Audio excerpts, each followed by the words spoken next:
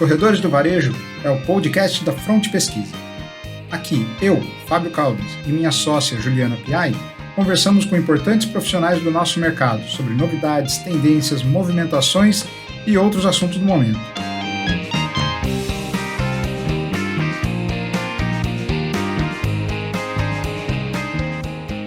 Nossa convidada de hoje é Thaís Red.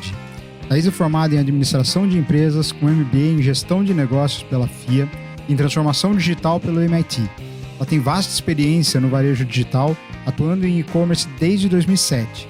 Já liderou a área em empresas do varejo, bens de consumo e startups. Thaís é fundadora e Managing Director do Compra Agora, Marketplace B2B, focado em conectar o varejo de vizinhança, distribuidores e a indústria.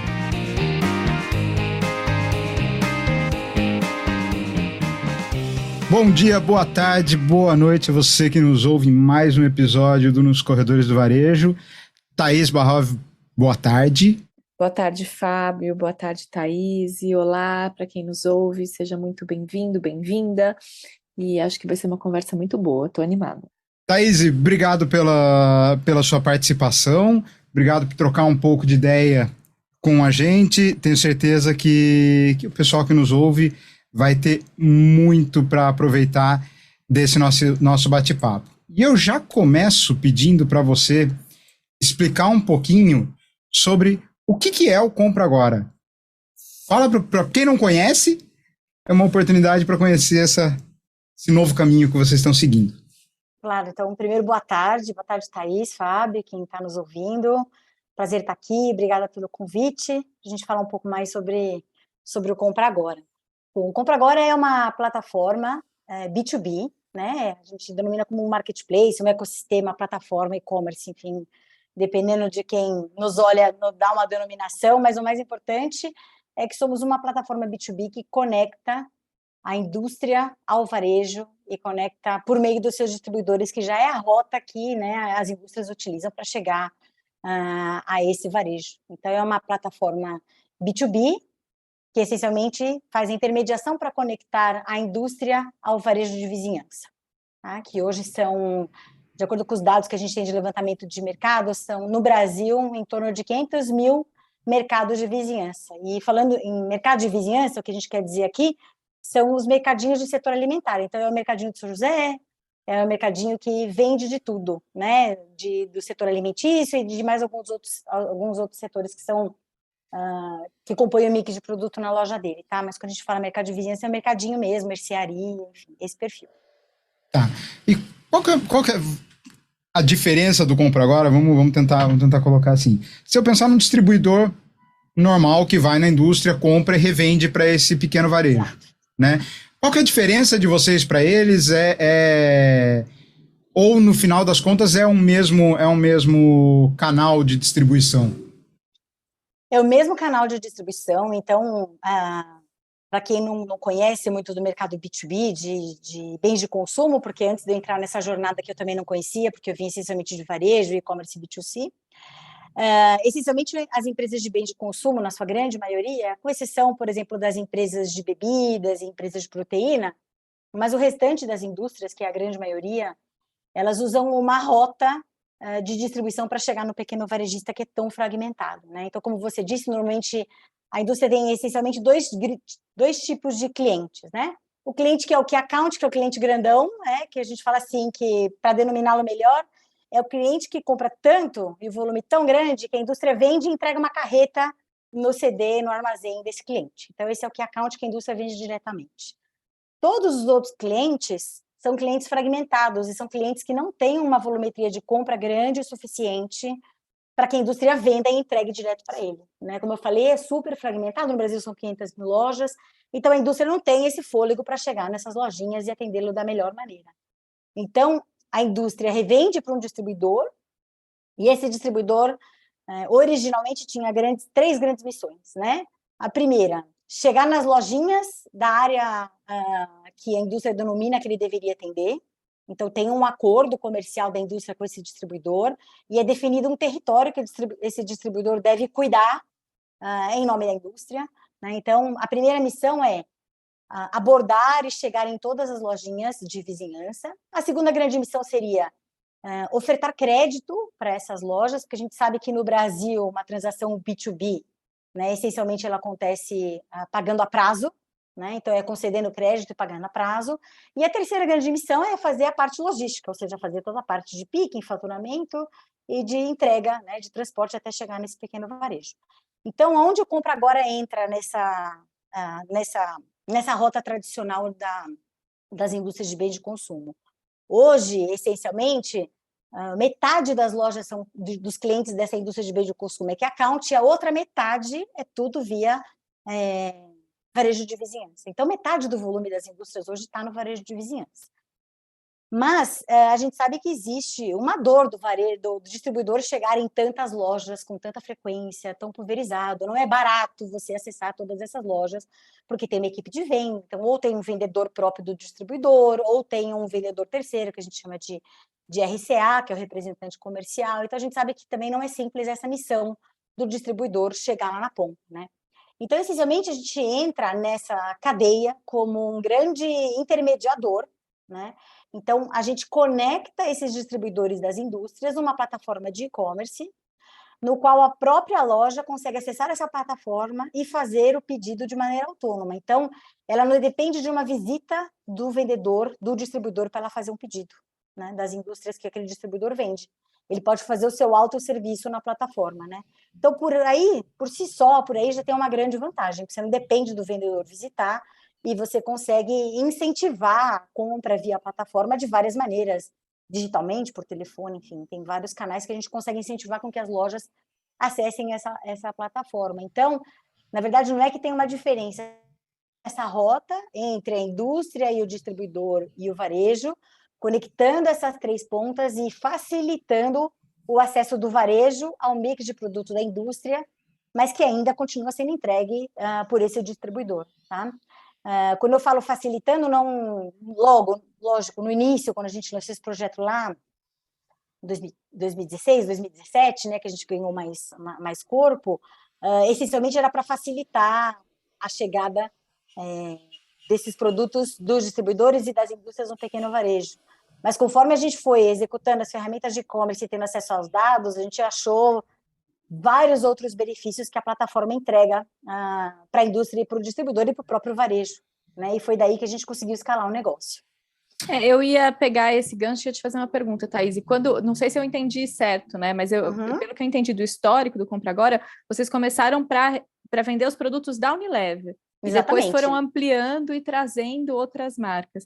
E aí eu queria entender, assim, qual que foi o grande motivador para vocês na Unilever desse negócio, e como é que vocês têm enxergado o crescimento e desenvolvimento desses mercados de vizinhança, desse varejo mais pulverizado?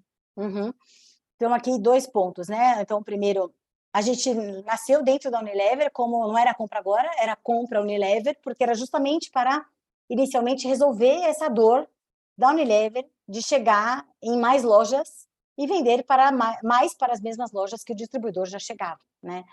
Então, inicialmente, a gente chegou aí. Mas, a gente pensando da perspectiva do varejinho, para a Unilever a gente teve ganho, cresceu exponencialmente, está tudo bem. Mas da perspectiva do varejo, assim como os varejos são pulverizados, a quantidade de indústrias que o varejo precisa acessar e recomprar para fazer a composição da prateleira dele é imensa, né? Quando entrei nesse mercado B2B, eu não tinha ideia de que era tão pulverizado, né? Para você ter uma ideia, por exemplo, Unilever é a segunda indústria mais representativa dentro de um varejo de vizinhança. E representa entre 4% a 5% do que ele tem na prateleira. Então, quando a gente pensa numa recompra de um varejo, né, de um varejo de vizinhança, que essencialmente é de um empreendedor, que nem sempre é tão sistematizado, né, que tem uma gestão mais tradicional, ele precisa acessar, para repor metade do que ele tem no varejo dele, ele precisa acessar entre 60 e 70 indústrias, né? Lógico, os distribuidores que acessam ele representam, em média, aí 10, 8 indústrias cada um, mas ainda assim é uma jornada complexa para esse varejista conseguir fazer a reposição completa dos produtos que ele tem na prateleira. Então, a primeira coisa que nos chamou a atenção é, tudo bem, o Compra Unilever cresceu, a gente está trazendo inúmeros benefícios, tanto para a Unilever, para crescimento de mix, crescimento de frequência, crescimento de ticket dentro das lojas, para o distribuidor, obviamente, também, porque se eu cresço venda, eu também cresço o negócio do distribuidor, mas pensando da ótica, né, do pequeno varejo, do varejo de vizinhança, a gente não era relevante o suficiente, porque eu representava, apesar da Unilever ter tantas marcas e tantas categorias, ainda assim representava só 4% do que ele tinha na prateleira.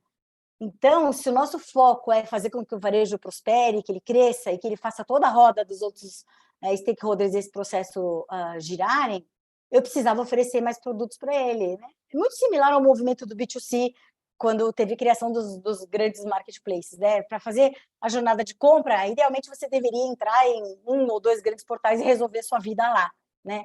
É muito similar à ótica aqui do B2B. Então, é ajudar esse pequeno varejo, ofertando para ele num único lugar os produtos de várias indústrias, ou seja, que ele consiga num único lugar repor pelo menos de 30% a 40% da jornada de reposição dele, tá?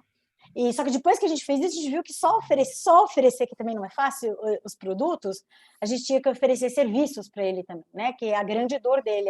A dor dele não é só ter um mix dentro da loja, ou seja, ter a inovação que aparece na televisão de uma indústria qualquer no dia seguinte na loja dele, né? Porque isso é uma dor do varejo de vizinhança.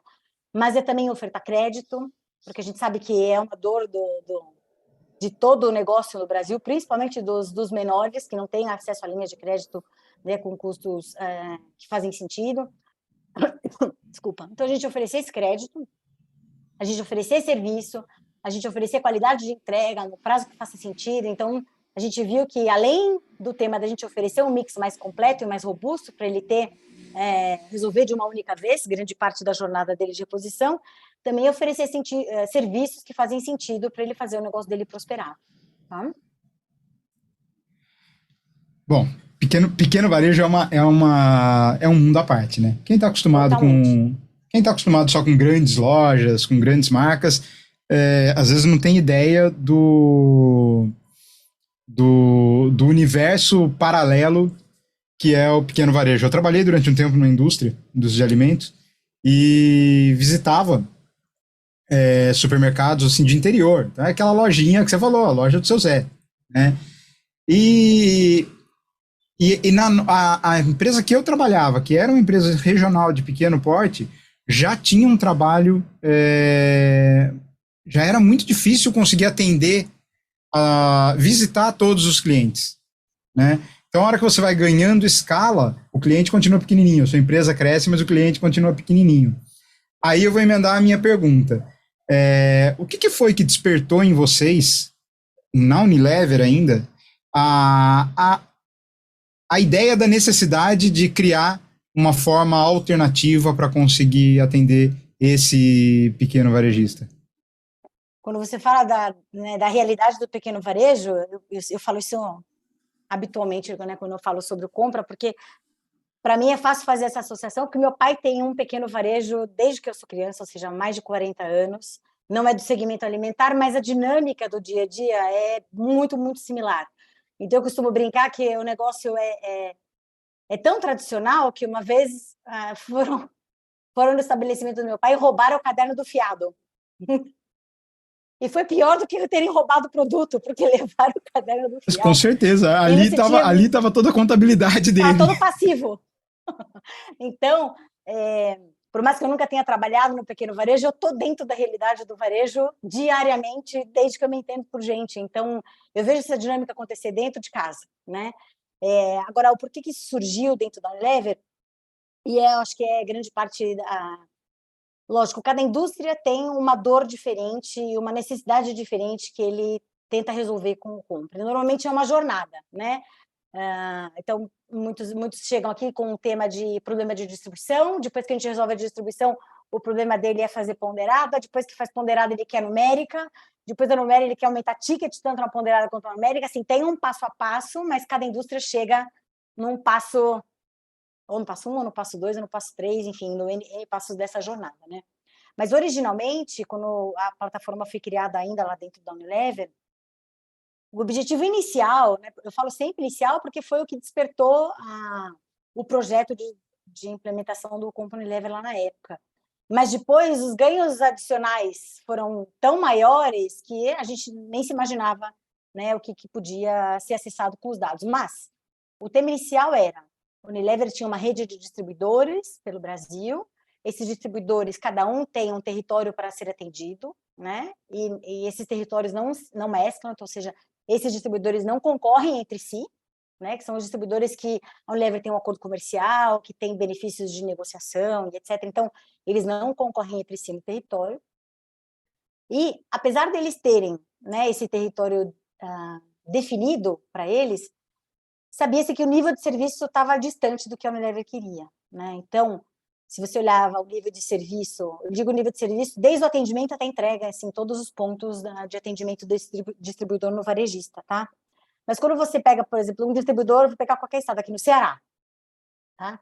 Ele chega com qualidade do grande centro. Quando eu digo chega com qualidade no grande centro, o vendedor visita a loja semanalmente, que é normalmente a frequência de reposição no varejo de vizinhança. Então, o vendedor chega nesse varejo, ele visita o varejo, ele conhece o varejo,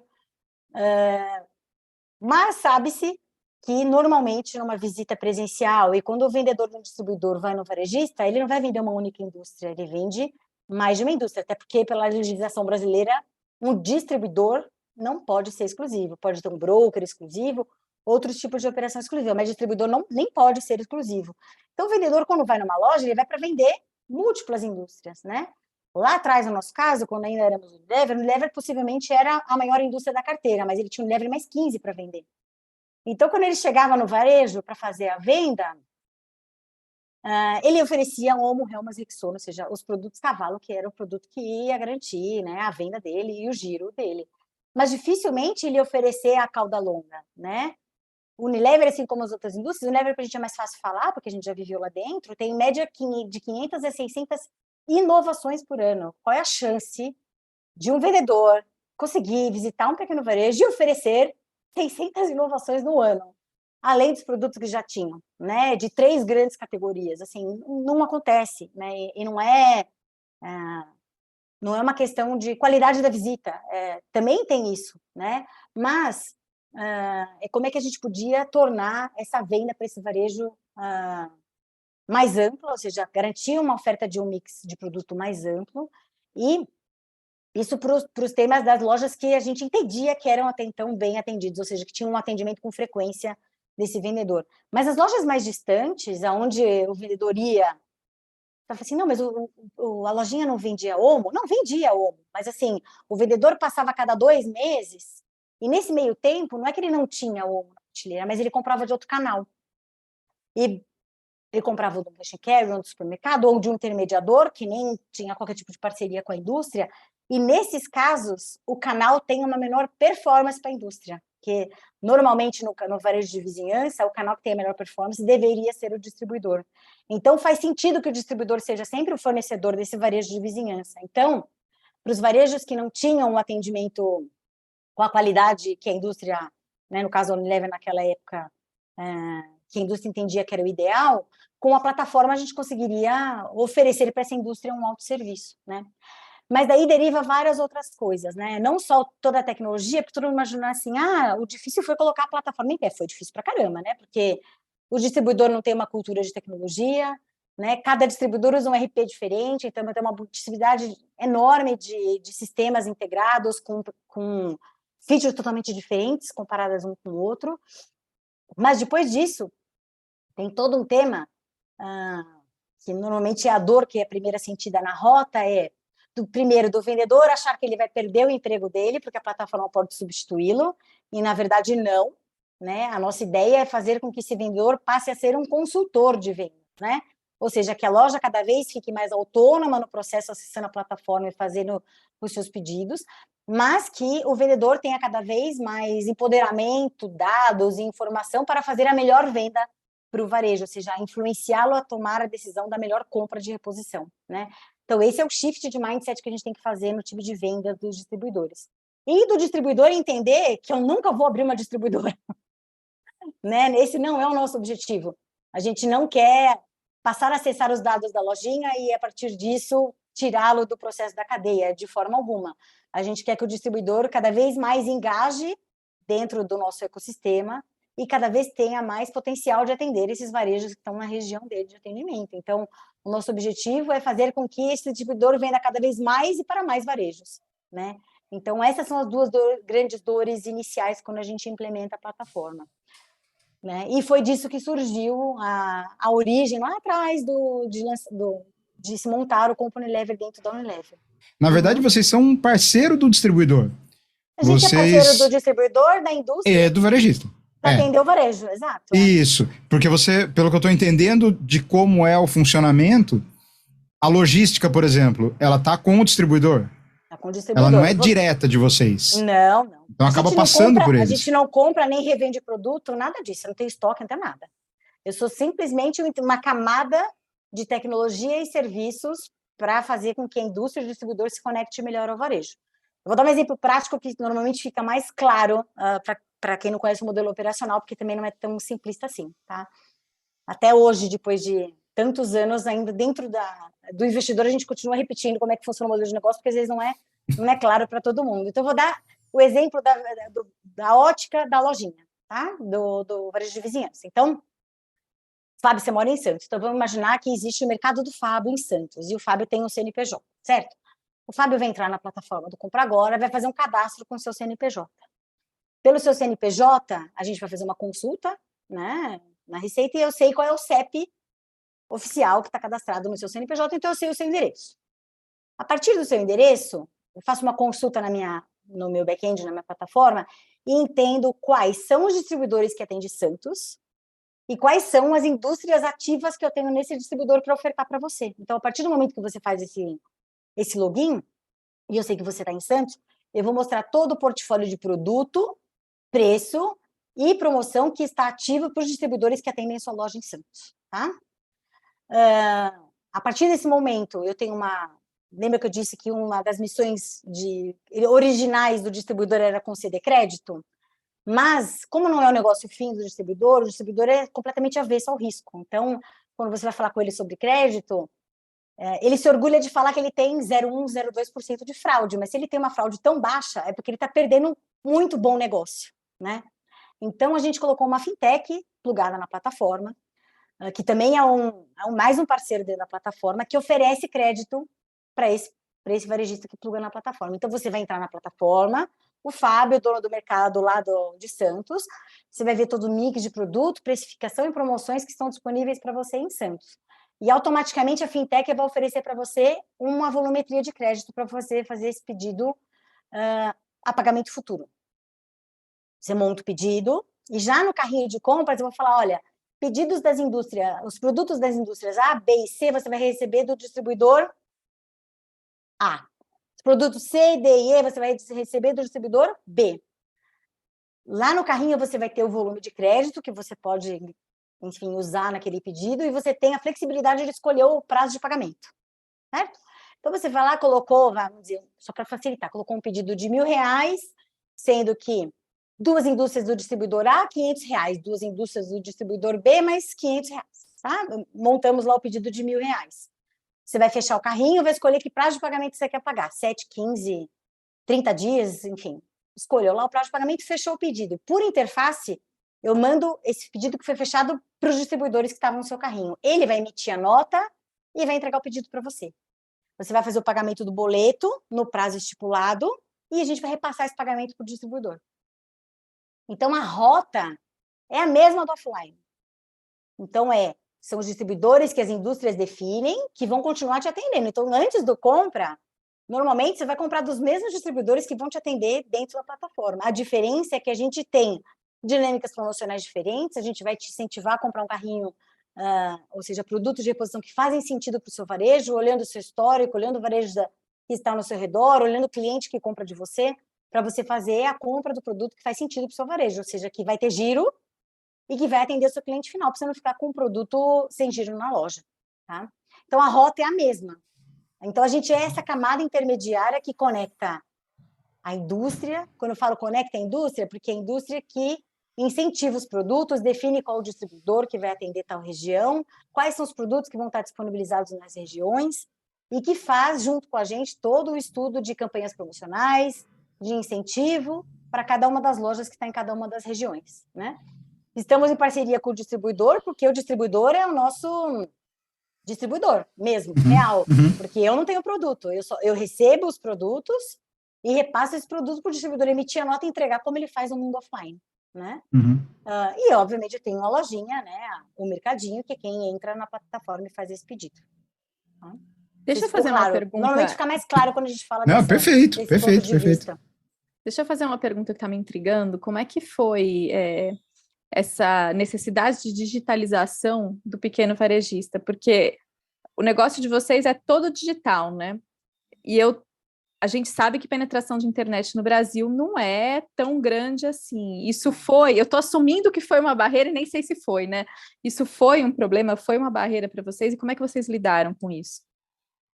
Eu acho que a barreira maior não é nem o acesso à internet, tá? A barreira maior é, de fato, a própria digitalização. Assim a cultura, como... né?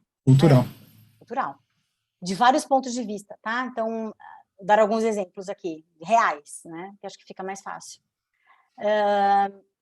Primeiro, do dono do varejo fala assim, poxa, mas o vendedor, o Paulo, me vende há 15 anos, eu vou começar a comprar do site de vocês e ele vai perder o emprego. Mas ele é meu amigo, ele me ajuda a arrumar a loja, ele me ajuda a entender quando eu pedir depois. Não, o seu vendedor não vai perder emprego. Na verdade, se ele souber trabalhar bem com a plataforma, ele vai ter ainda mais oportunidade de ganhar mais, porque ele continua dentro da cadeia, ele continua sendo remunerado pelas compras que são feitas dentro da plataforma. O vendedor tem que ter um shift diferente, que não é só ir lá tirar o pedido dos produtos cavalo, mas ajudar a loja a se desenvolver mais e a vender mais. Então, tema 1 da digitalização.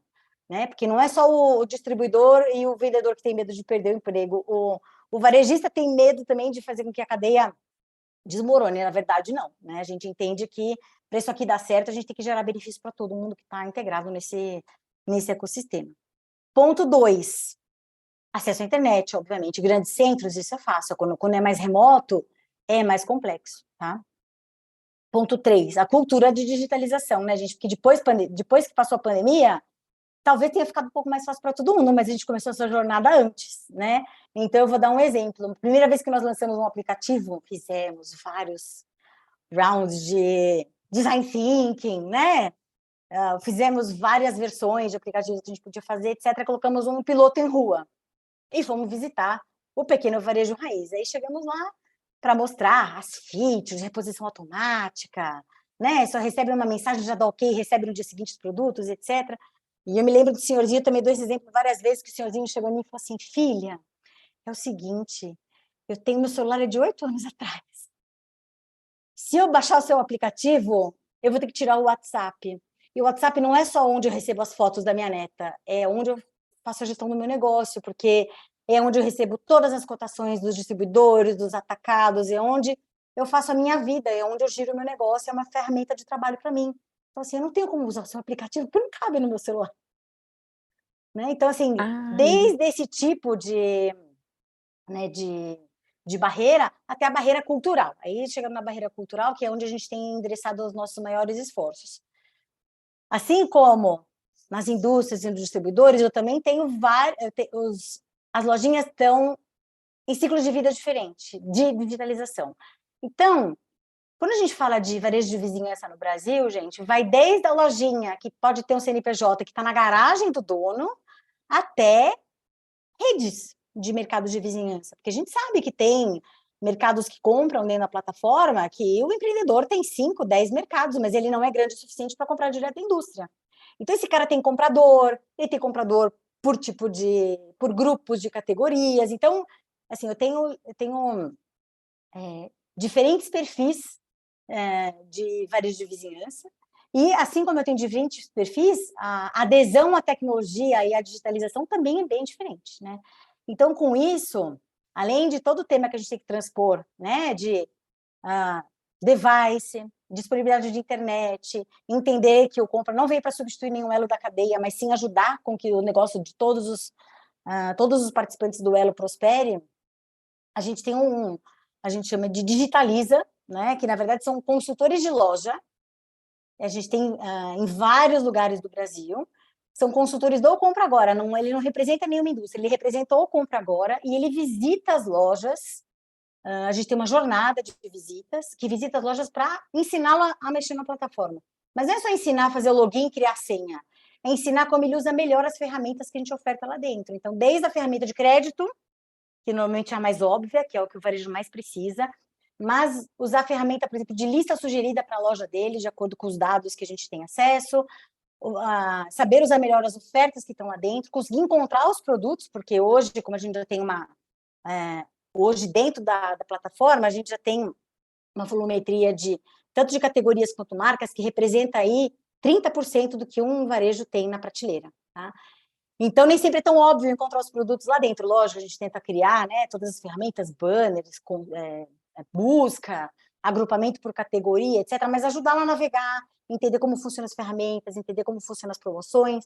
A gente também tem um programa de fidelidade, que ele troca, né, os pontos acumulados ou por produtos ou por desconto na própria plataforma, mas isso não fica óbvio para todos os varejos. Então, a gente tem uma equipe de consultores de loja que vão nas lojas, identifica qual é o estágio, né, como se fossem personas mesmo, mas identifica qual é o estágio que cada uma dessas lojas está e faz um programa de... É praticamente um programa de educação, né? É educacional, né?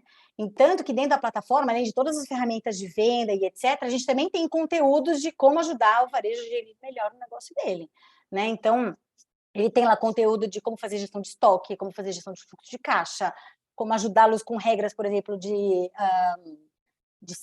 trabalhista, porque normalmente, né, por mais que tenha 1, 2, 3 ou 15, 20 funcionários for o maior, mas tem dicas de como fazer com que o varejo faça a melhor gestão do seu negócio, tá? E aí eu não falei de princípio, mas aproveitando o gancho, a gente tem um lema e um propósito do Compra, lógico, a gente tem esses 3 grandes stakeholders da plataforma, que é o varejo, a indústria e o distribuidor. Mas o nosso propósito é fazer com que o varejo cresça e prospere, né? E com isso a gente tenha todas as nossas iniciativas focadas no varejo com 3 grandes pilares, que é fazê-lo comprá-lo melhor, ou seja, comprar com a melhor oferta. Inicialmente não é melhor preço, mas é a melhor oferta, que é a oferta que combina preço com prazo de entrega, com crédito, né?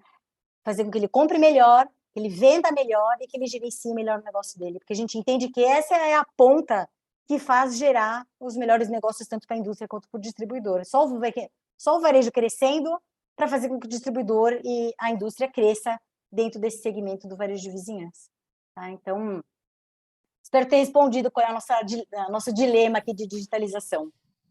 Respondeu sim. Deixa só eu te fazer mais uma pergunta em relação a isso. Claro. Vocês pensaram ou criaram métricas para avaliar o resultado dessa ação educativa?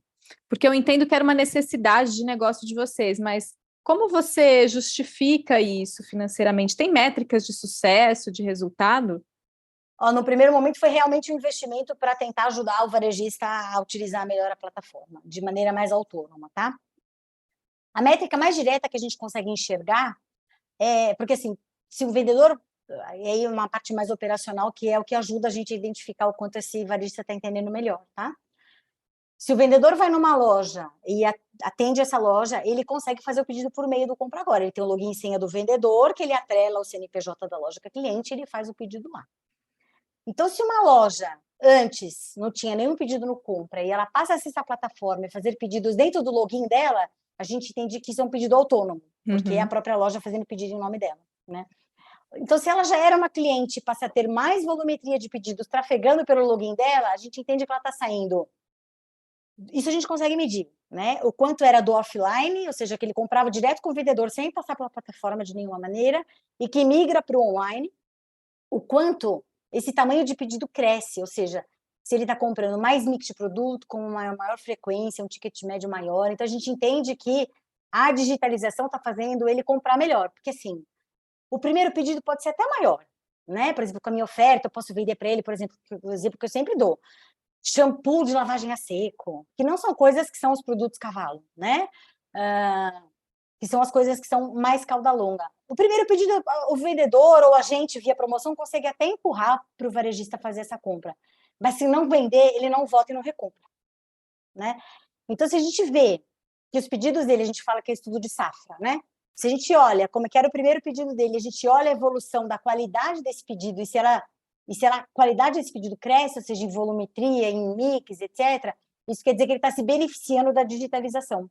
Porque quando eu olho os pedidos dele como eram antes de entrar no nosso ecossistema, nos dados offline do distribuidor, o mix normalmente é 30% menor. O ticket é normalmente metade do que ele compra na plataforma. E assim, a lojinha não vai comprar o dobro só porque a gente empurra via promoção, via dados, né, via push de WhatsApp, etc. Ele compra porque ele sabe que vai vender, né? Ele não vai gastar o dobro dentro da plataforma só porque a gente está ofertando para ele. Então, a gente entende que isso é um grande medidor do sucesso dessa iniciativa.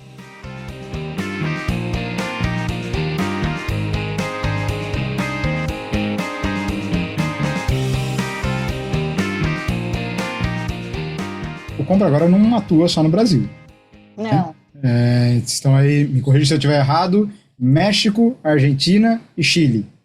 Isso, assim, o Compra aqui no Brasil deixou de ser Compra Unilever, né? A gente conseguiu spin-offar da Unilever, então a gente não é mais Unilever do Brasil, né? Em 2020, bem no meio da pandemia, no meio do primeiro ano de caos da pandemia. E essa iniciativa foi exportada. Então, a gente tem uma operação bem similar na Argentina, já com outros clientes na plataforma. Então, além de Unilever, outras indústrias. Então, só para ter um parâmetro, né? No Brasil, então, a gente lançou em 2020, e a gente tem 50 indústrias, mais ou menos 50 indústrias plugadas na plataforma, com mais de 500 marcas, né? Na Argentina, a gente fez esse movimento um pouco depois, então a gente fez a implementação ao longo de 2021, né? Foi lançado mesmo como o spin-off em 2022 e hoje vem de 9 indústrias, tá? Mas vem vindo numa batida bem próxima da nossa. O México, a gente está em fase de lançamento, né? A plataforma já está pronta e os times de lá estão fazendo todo o atendimento das indústrias para entrar dentro do Compra. E no Chile, a gente está no estágio inicial ainda, pilotando com o Unilever para lançar para os demais mercados. Então, também tem ciclos de vida diferentes, né? Então, no Brasil, muito mais escalado, porque originalmente o projeto começou em 2016, né? Antes da gente fazer o spin-off e atender outras indústrias. Argentina, 2021, que a gente fez o projeto, 2022 mesmo o lançamento. México está lançando agora, e Chile ainda na fase inicial, que por enquanto estou fazendo o piloto com o cliente Unilever, por enquanto. E toda a coordenação dessas operações internacionais está com vocês aqui também. Fica aqui também, exato. E aí vem a minha pergunta. Porque nós estamos falando de realidades absolutamente diferentes, né? Seja em economia, seja em cultura. Se eu pegar Argentina... 100% de inflação. Exatamente. Para México, aí passando por Chile, quer dizer, é uma salada enorme quando a gente começa a trabalhar a América Latina.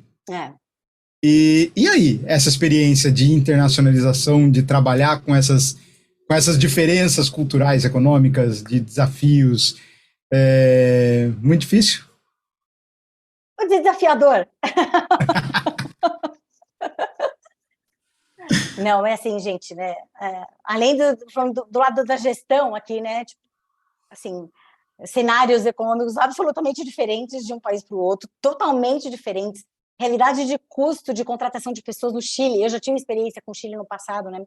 Eu trabalhei na TAM, né? Porque estava fundindo com o LAN, então eu tenho experiência de Chile já de muito tempo atrás, realidades totalmente diferentes de mercado, de mão de obra, de custo de contratação, enfim, um país não tem nada a ver com o outro, né?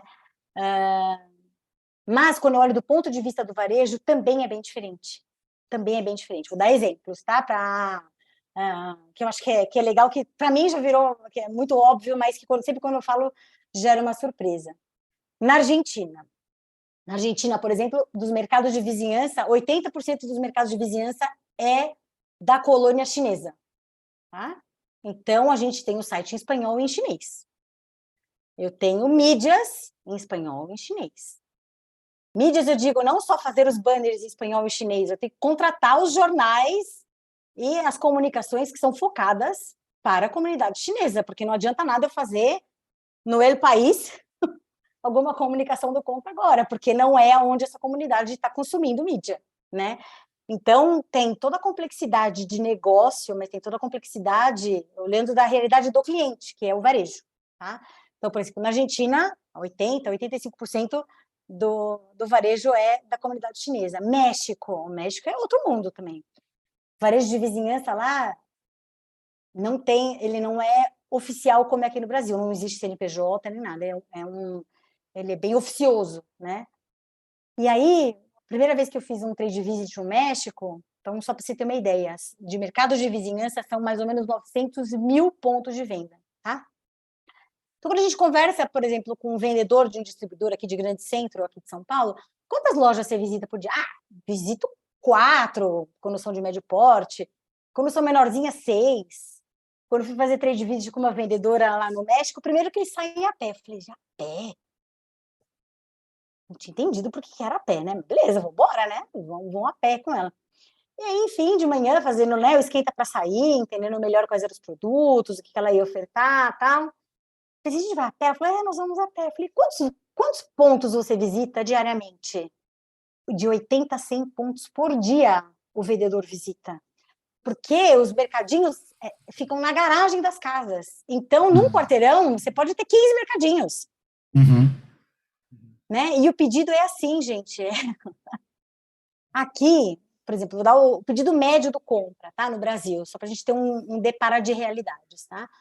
Um pedido médio mensal do compra no Brasil, entre R$3.500, R$4.000, dependendo do mês, lógico. Por exemplo, mês de Black Friday, ele é um ticket maior, né? Mês de janeiro é um pouco menor, mas em média é isso.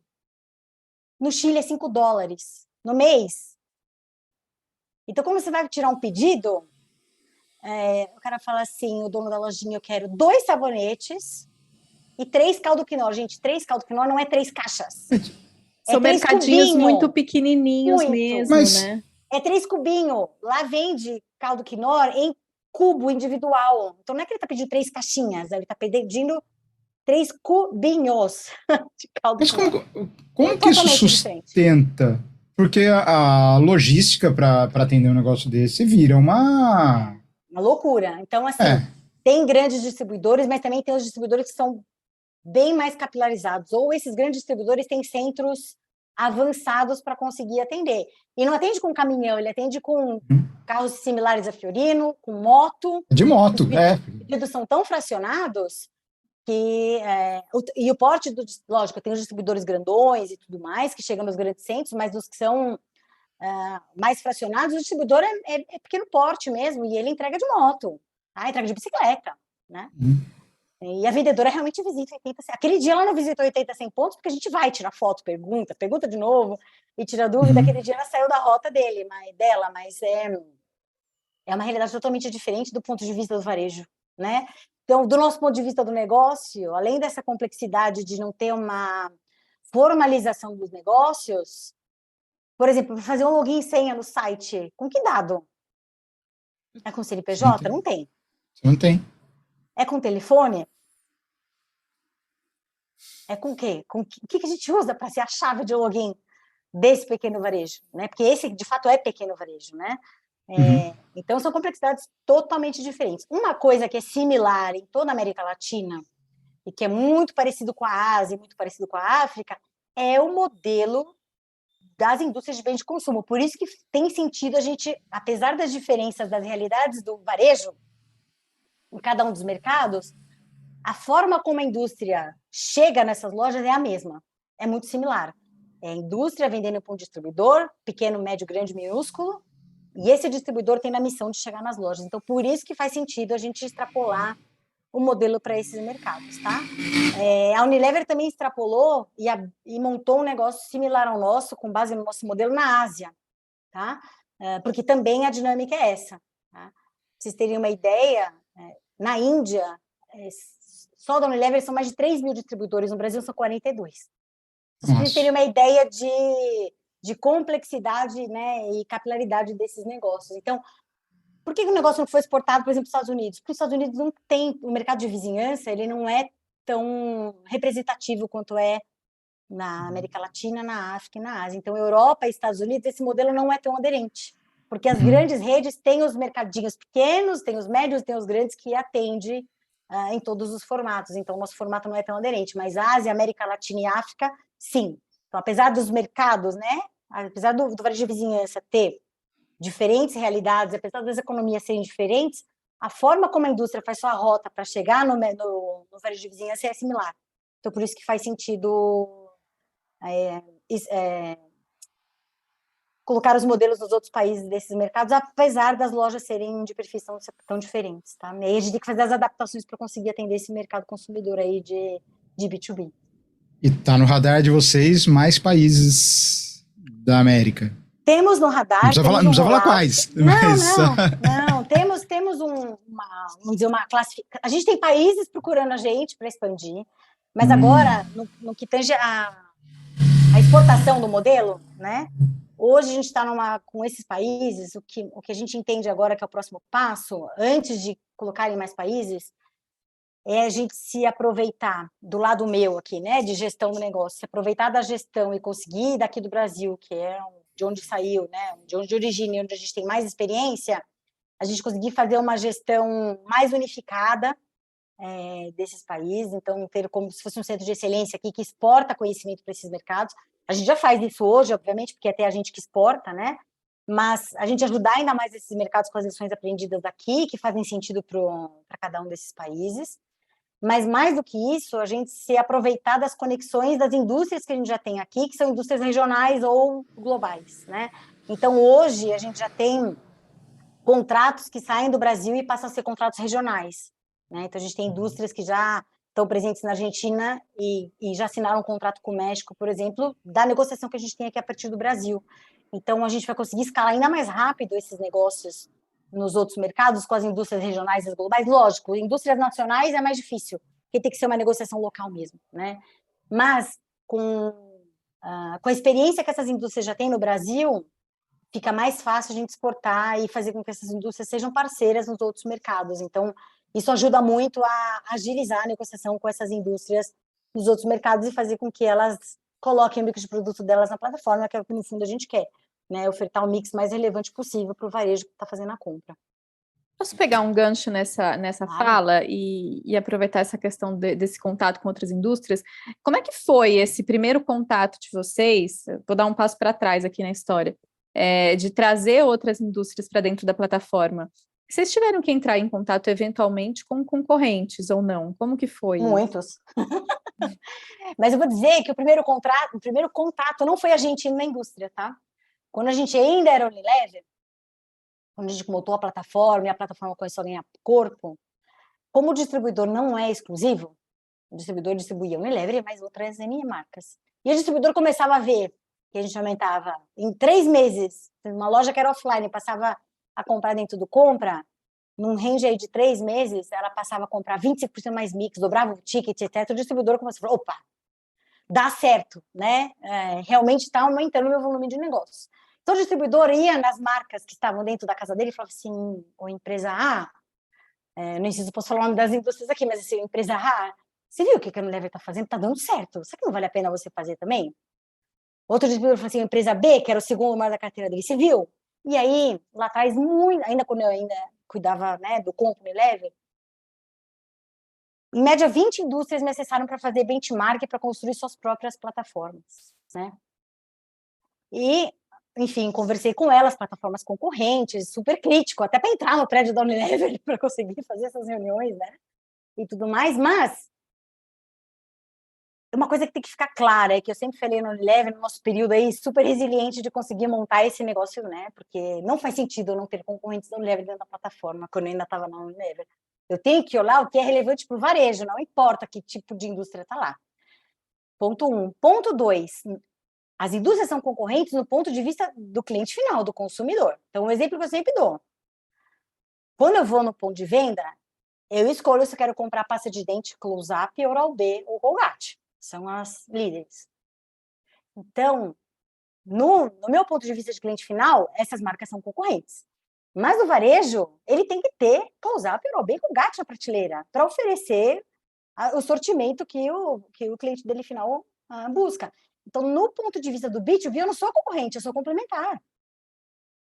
E outra coisa que não acontece no mundo offline, que a gente ganha muita coisa aqui, que a gente não falou, né, exatamente sobre os benefícios da plataforma para o negócio, né, a gente está falando mais para o olhar do varejista, e tem total sentido, mas para o olhar do negócio, em nenhum outro negócio que não seja um marketplace, eu consigo cruzar informações de venda entre produtos de categorias e marcas diferentes. Eu consigo por meio de pesquisa, mas não por dados transacionais. A gente sabe o que a gente vende de múltiplas marcas, de múltiplas categorias para o mesmo varejo. E eu consigo começar a fazer análise de cruzamento do que vende com o quê. Porque não é só o amendoim com a cerveja que vende. Porque isso é a visão do cliente final, que vai tomar cerveja comendo amendoim. Mas do ponto de vista do varejo, tem cruzamentos que são tipo caneta esferográfica com vodka com papel higiênico. Esse é o combo que às vezes tem sentido oferecer. Eu lembro uma vez na faculdade, esse exemplo que você deu, que era algum levantamento que tinha sido feito, você falou da cerveja com amendoim, e era da cerveja com fralda. Sim. Não tinha absolutamente nada a ver, mas o pai comprava fralda, ele já sabia que ele não ia sair porque ele tem uma criança pequena e automaticamente comprava cerveja para ele. Mas que não era tão óbvio, né?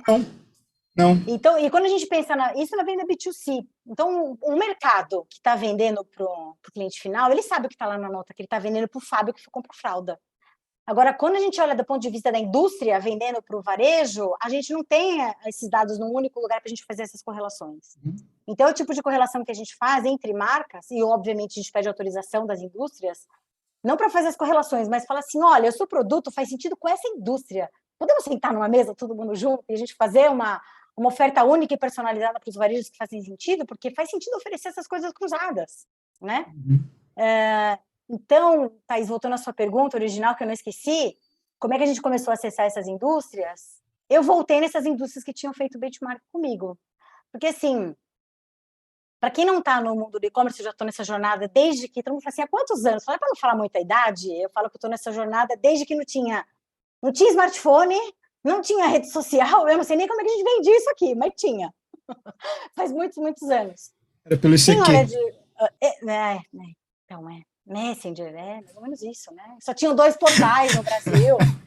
A gente anunciava lá, nem fazia ROI, porque não tinha como mensurar. Era assim, a vida bem selvagem. Mas, para quem está de fora do mundo de digital, acha que a complexidade está em montar a plataforma e ligar. Realmente é o ó, né? Porque é uma colcha de retalhos, de integrações, de interfaces, e de muita gente trabalhando e garantindo que processos sejam feitos para toda essa engenhoca funcionar. Mas o trabalho maior é deixar isso ligado e funcionando, porque ligado e funcionando tem que ser atrativo, tem que ter o produto certo, para o cliente certo. Então, o trabalho grande com a brincadeira começa depois, né? Só que quando as indústrias vinham me acessar para fazer esse benchmark, a dor delas era colocar a plataforma no ar, porque era algo que elas nunca tinham feito, né? Mal sabia elas a quantidade de gente que a gente tem que ter por trás, porque não funciona sozinho. Você não liga o piloto automático do e-commerce, ele vai. Adoraria que fosse assim, mas não é, né? E ele é muito amplo quando eu digo assim, a gente tem que ter gente desde que faça a campanha de awareness para a plataforma e para os produtos, até ter gente olhando qual é o nível de serviço que o distribuidor está fazendo, tendo pós-venda das entregas que são feitas, porque, querendo ou não, a loja comprou por meio do compra agora. Ele não vai abrir um chamado no distribuidor, ele vai abrir aqui comigo. Então, a gente tem que ter, mesmo dentro das grandes indústrias, é uma empresa à parte, porque você tem uma gestão 360, né, de um negócio como um todo. Tem que ter back-offices, tem que ter área de faturamento, área fiscal, mas tem que ter área de marketing, área de CRM, ou seja, é uma mini empresa, né, dentro de uma indústria. Então, quando as indústrias vinham fazer o benchmark, a dor que elas tinham inicialmente era como botar uma tecnologia de pé, que era algo que elas nunca tinham feito. Mas mal sabia elas, e aí usando um clichê, que é essa ponta do iceberg, né? O que tem por trás é muito maior, né? A tecnologia é só o enabler do que a gente faz aqui. Ela não é o negócio fim, né? Então, quando eu comecei a perceber que, para a gente ser relevante lá na época, não bastava eu oferecer o Unilever, eu tinha que oferecer outras coisas para o varejinho, para eu ser relevante e eu ter uma sobrevivência da plataforma, que o primeiro contato foi nessas indústrias. Eu falei assim, poxa, você não está querendo montar o seu e-commerce? Eu já estou aqui na jornada há alguns anos. O que você acha se eu abrisse uma empresa apartada? Você se conectaria à minha plataforma para não precisar desenvolver isso dentro de casa? Porque não é expertise. Normalmente a indústria se enxerga, e essa é uma barreira que a gente tem que diariamente superar aqui, de que as indústrias se enxergam, e é verdade, como fabricantes de produto e criadores de marcas. E tá certo, mas não é só sobre isso, né? Isso trouxe eles até aqui. E daqui para frente? Vai ser só sobre isso? Não é só, porque isso obviamente é importantíssimo. Mas talvez você tenha que enxergar outras formas de fazer, né? O que te trouxe do sucesso até hoje.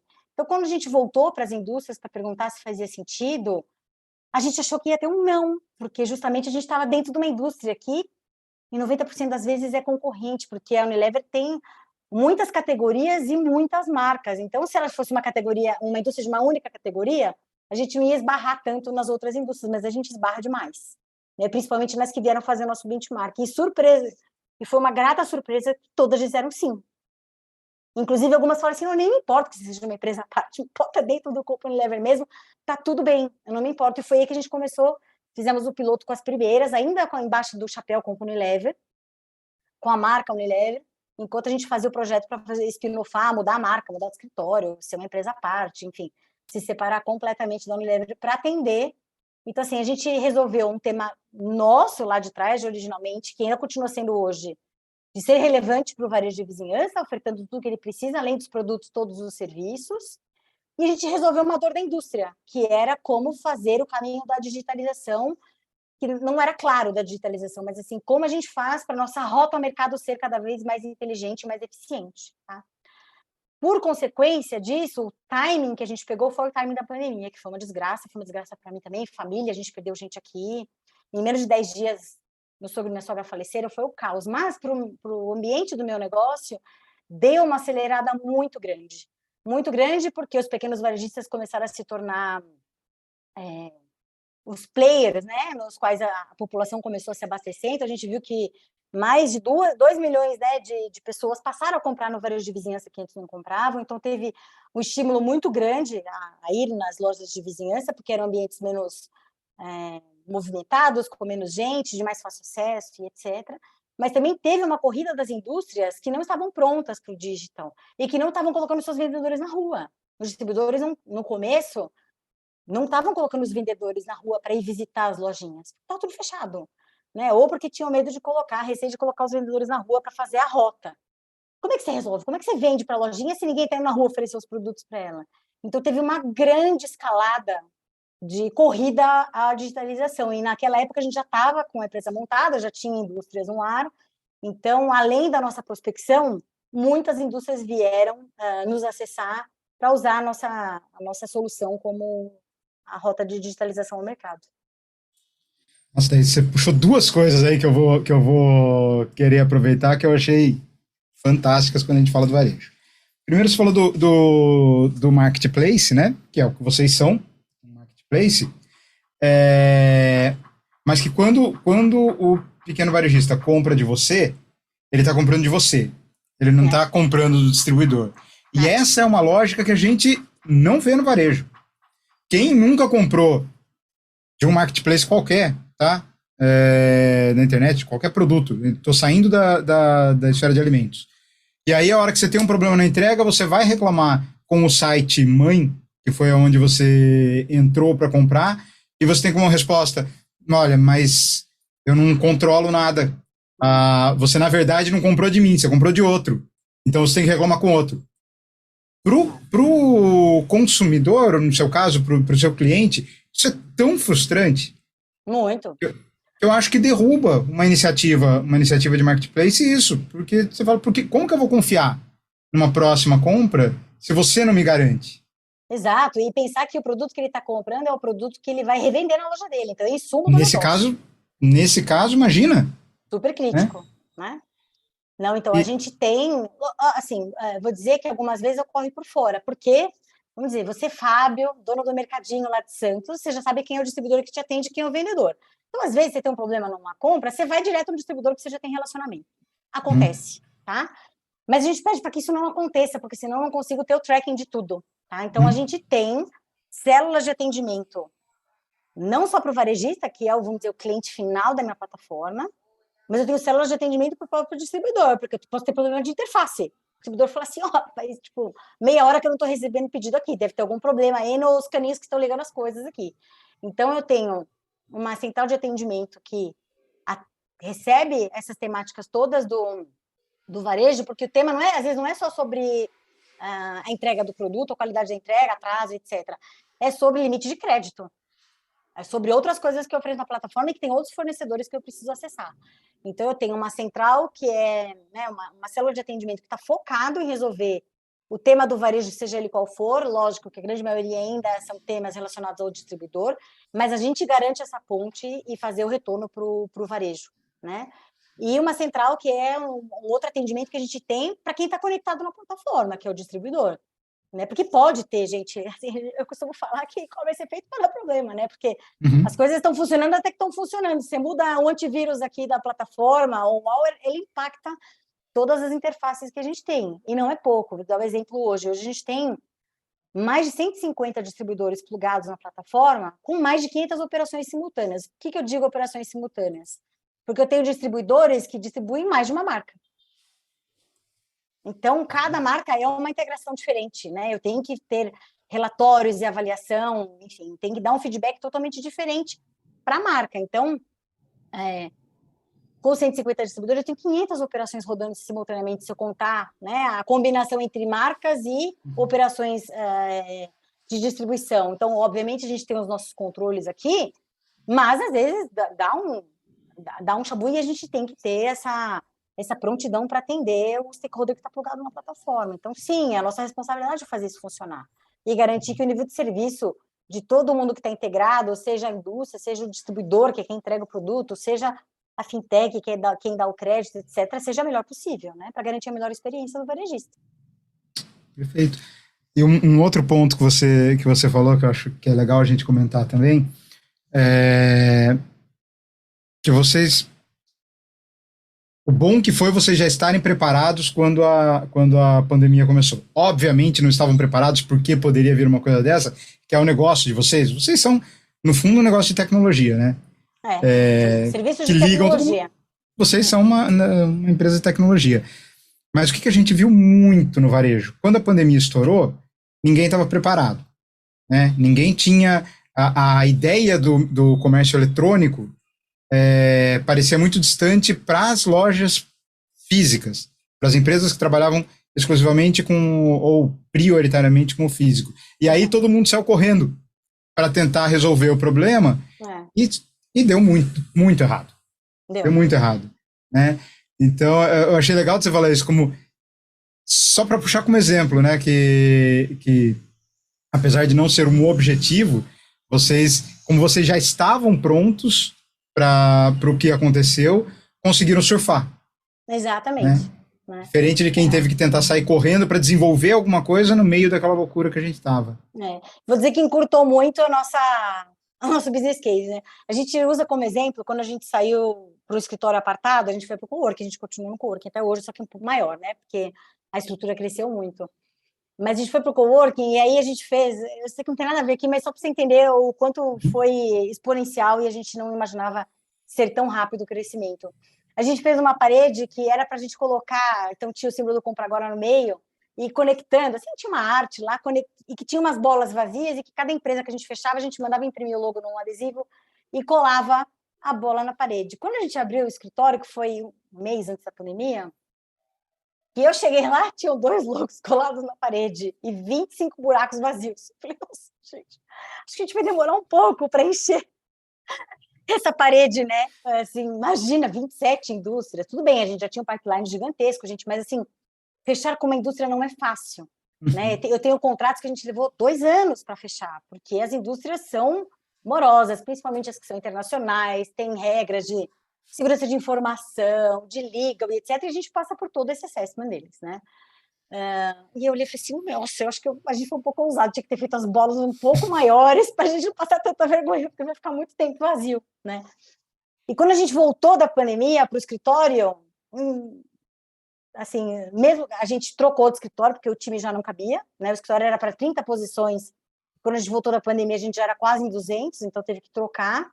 Nossa. Mas eu olhei para a parede e falei assim, se tivesse que colar os logos, ia ter que passar para cima e para os lados, porque a quantidade de posições que a gente tinha lá e que a gente imaginava que ia durar 2, 3 anos para a gente preencher, a gente preencheu no primeiro ano, né? Então,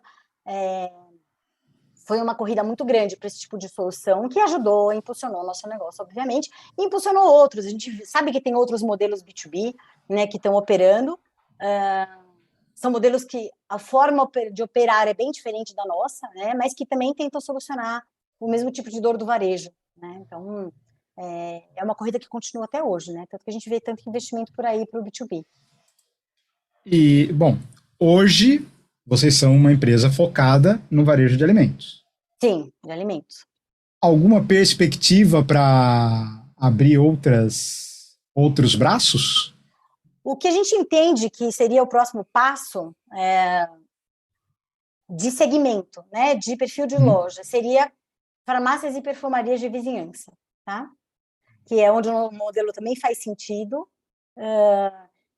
e que parte das indústrias que a gente já tem hoje no portfólio já teria um mix inicial para atender esses clientes, mas a gente tem uma temática, que é a nossa síndrome aqui da escolha, né? É que a rota para chegar nesse tipo de loja em outros segmentos é outra. Quando eu digo rota, é o seguinte, a indústria pode ser a mesma, mas o distribuidor é outro. Uhum. Então, o distribuidor que chega em farmácia e perfumaria não é nenhum desses 150 que eu já tenho cadastrado aqui. Vou dizer que dos 150 que eu tenho, acho que menos de 10 operam com farmácias e perfumarias. Então, por mais que eu já tenha indústrias que operem nesse segmento, e eu tenha muitas outras indústrias que queiram entrar no compra para operar nesse segmento, eu me aproveito pouco da minha parte de operação, integração, de digitalize, enfim, do que eu já tenho em casa. Mas a gente entende que esse é o nosso próximo grande passo, tá? Por enquanto, lógico, esse continua sendo, a gente continua trabalhando, né, no paralelo aqui para a gente desenvolver e chegar nesse perfil de loja, porque é bem grande, tá? No Brasil são mais ou menos umas 90 mil lojas, tá? Mas que tem um ticket bem alto, né? Tem também características diferentes, porque o ciclo de vida, né, o giro deles é mais longo, então o prazo de pagamento tem que ser mais estendido, é uma dinâmica diferente. Então, enquanto a gente entende e estuda como é que a gente chega nessa nova rota, a gente tem se esforçado para oferecer, que a gente chega hoje com compra em 30% das categorias do pequeno varejo, mas eu tenho categorias importantes que eu ainda não tenho na plataforma. Então, hoje a gente está tentando focar em trazer essas categorias que são significativas para dentro da plataforma. Dá um exemplo, cerveja. Eu ainda não tenho cerveja na plataforma. Então, a gente tem 30%, mas não tem cerveja, né?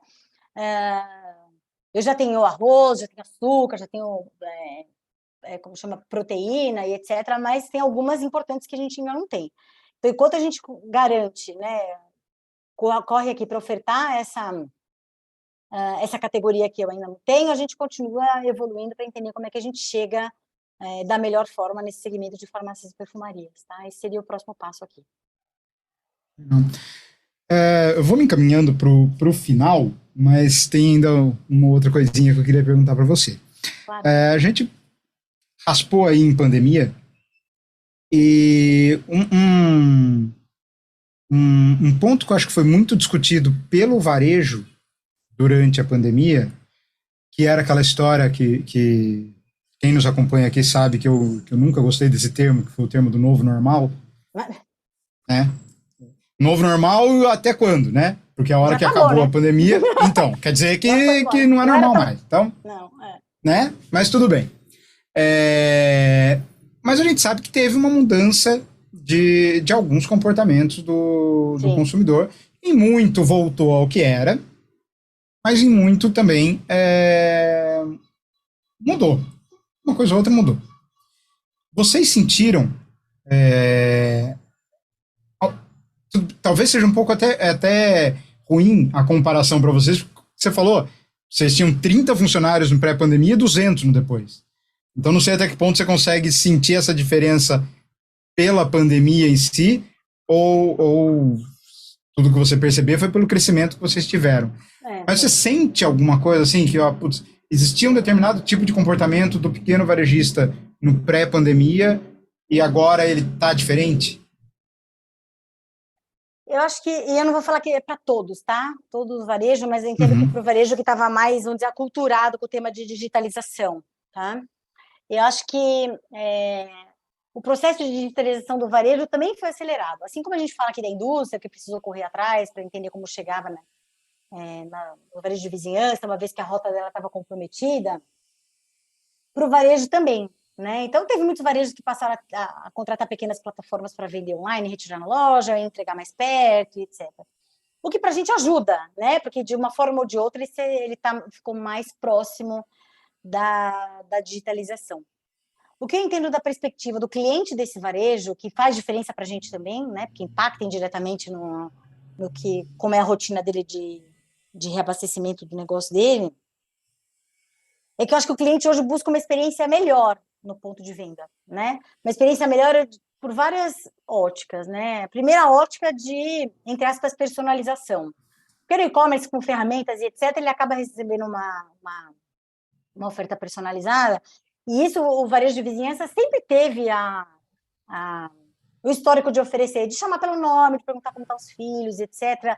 E eu acho que isso, tão diferente do novo normal, que era uma vida só conectada via telas, eu acho que isso tem se tornado uma exigência ainda maior de quem frequenta o varejo de vizinhança, que é ter essa proximidade, das pessoas conhecerem quais são os gostos, ofertar aquilo lá que você sempre recompra e etc. É a mesma coisa que quando você vai no restaurante e o garçom, que você vai no restaurante, vou dar um exemplo, eu como um pão na chapa toda quarta-feira de manhã no mesmo barzinho que fica perto do escritório.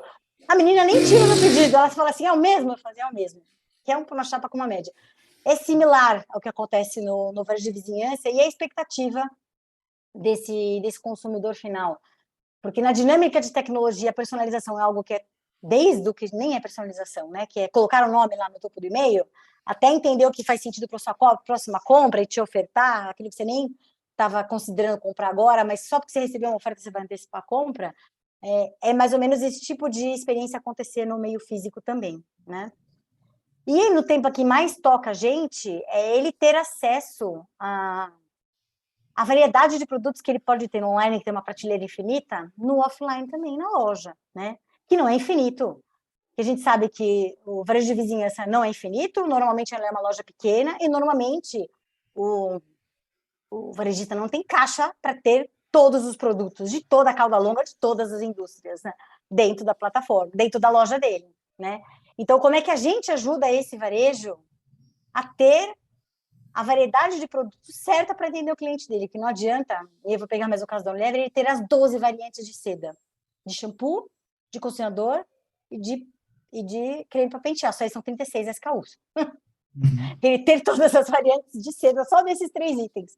Ele não precisa ter todas, ele precisa ter a que o cliente dele consome, e a gente consegue ajudá-lo.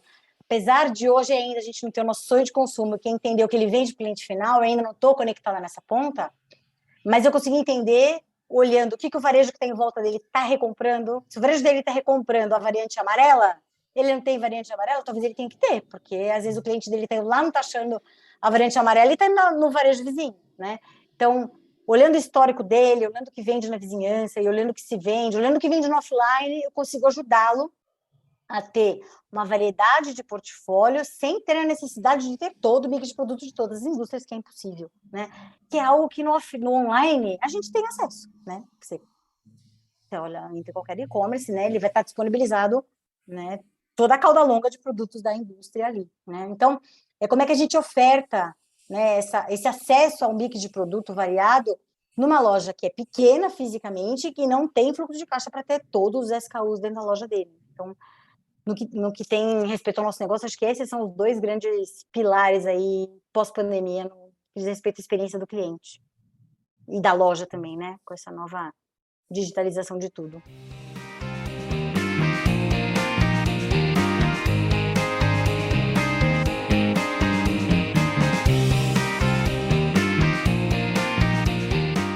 Thaís, obrigado. Eu que agradeço. Sua participação, obrigado pelo tempo. Tenho certeza que o pessoal que nos acompanha vai adorar, porque é um mundo novo para o nosso público, é um mundo diferente.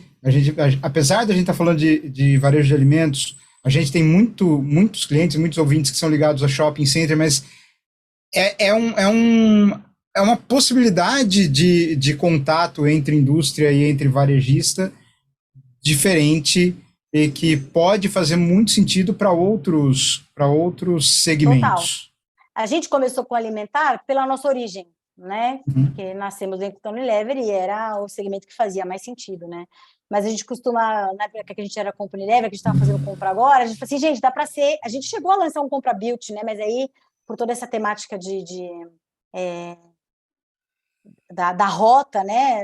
A gente falou, não é, agora não é hora de focar nisso, vamos esperar, mas dá para ter compra beauty, compra pet, comprar tudo, né? Porque o varejo de vizinhança, ou varejo, qualquer um, nem que seja classificado como de vizinhança, porque eu não entendo como funcionam os outros segmentos, mas qualquer varejista que não consegue comprar direto da indústria, que compra de um intermediário, esse modelo ele se aplica. É aplicável.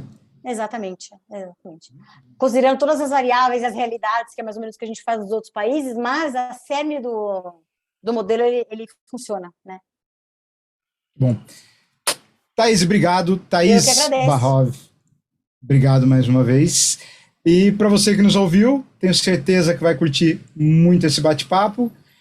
E voltamos em breve com mais um conteúdo que espero que ajude no dia a dia desse mercado maluco de varejo que a gente vive. Um abraço, até mais. Tchau, tchau, gente. Muito obrigada por ter ficado conosco até o final desse episódio. E você já sabe, para seguir acompanhando nossos conteúdos sobre varejo, siga o nosso canal no Spotify, nos Corredores do Varejo, ou siga o perfil da Front Pesquisa no YouTube. Até a próxima!